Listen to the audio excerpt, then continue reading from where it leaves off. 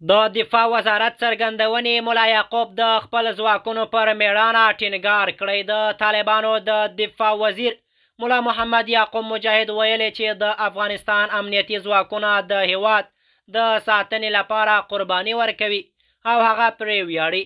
نوموړی دا څرګندونې د یوې غونډې پر مهال وکړې او زیاته یې کړه چې ځواکونه د ریښتیني افغانانو په توګه یادوي چې د خپل وطن د دفاع لپاره هر ډول ستونزو ته تیار دي.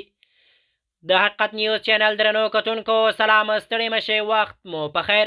په سر کې یادونه کوم که حقیقت نیوز چینل مو نه وي سبسکرایب کړئ نو په درنښت سره همدا اوس یې سبسکرایب کړئ ترڅو زموږ مهم او تازه خبر تر ټولو د مخه تر تاسو در ورسیږي.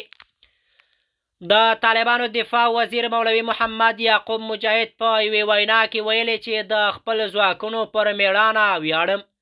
ملا یعقوب ویلي د افغانستان اوسنی وضعیت له حساسو پړاوونو تیریږي او د هیواد امنیتي ځواکونه باید له بشپړې هوښیارتیا او مسؤلیت سره خپله دنده ترسره کړي.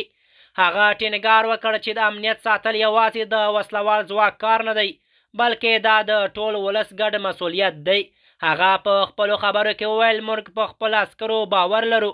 هغوی د خپل وطن ساتنه د سر په بیه کوي او باید هیڅکله له خپل هدف څخه شاتګ ونه کړي.